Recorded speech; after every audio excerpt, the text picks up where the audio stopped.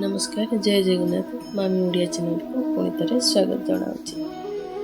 आज आम जाना सावित्री पूजा किपरि करवा, सावित्री पूजा कले कौन मिलता है से विषय आम जाना। सावित्री पूजा हूँ एक पवित्र व्रत जहाँकि विवाहित नारी माने निज पति दीर्घायु करिथांती।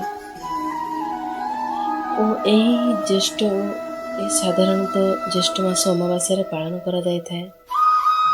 और आम विवाहिता नारी मैंने यहाँ पालन करें स्वामी को दीर्घायु कामना कर। तो पूजा आम कौन कौन सामग्री आम पढ़ा। तो बरगछ मूल आमर ये पूजाटी हुए। तो बरगछ मूल आम पानी भरा कलश रखा और फूल चंदन धूप दीप रखा और नुआ शाढ़ी फलमूल सूता व्रत सिंदूर हलदी चंदन सब आम रखा। स्नान करी आमे वस्त्र पिंधिबा एवं व्रत को नियम भावे पालन करिबा। व्रत वृक्ष को सावित्री माँ बोली आमे मानि थाउ। ता मूल को आमे मध्य सेति पूजा करि थाउ स्वामी दीर्घायु कामना पाई। व्रत वृक्ष को 7 बा 21 परिक्रमा करी सूता को बांधिबा द्वारा आम स्वामी मंगल होता है। सावित्री और सत्यवान कहानी शुणा बा पढ़ा आम निज पति को दीर्घायु आयु सुख पाए प्रार्थना करवा।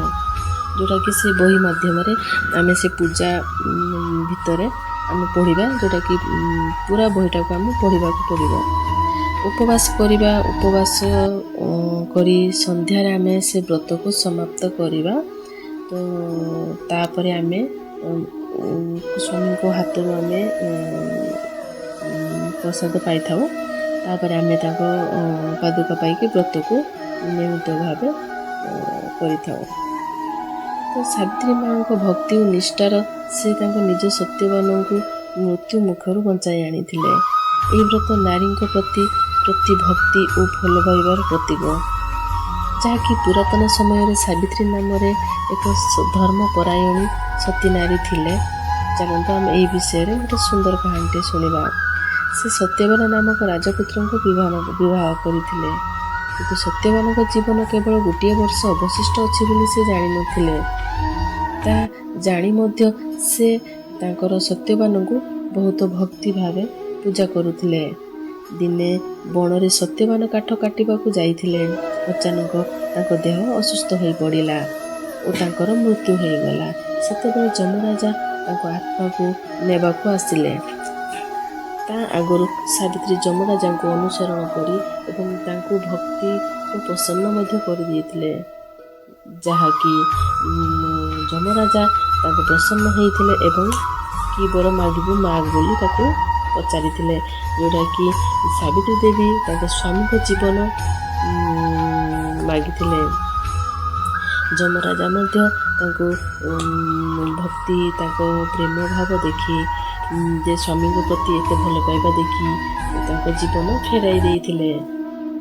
मु आपन को यही वीडियो माध्यम सावित्री कहानी अल्प माध्यम सुनाइली। तो यहीपरि भाव आम विवाहिता नारी माने आम स्वामी को दीर्घायु कामना पाई आम ये व्रतटी करिथाउ। जोटा कि ए व्रत आम 3 दिन मध्य करिथाउ। 3 दिन आम तो प्राय कहीं 3 दिन व्रत करती आम गोटे दिन पाली था। गोटे दिन आप चाहिए पाली पारे तो 3 दिन भी चाहिए आप पाली पारे। तो आपन को मोर ये छोटिया भिडियोटी जदि भल लगी लाइक करने को भूलें।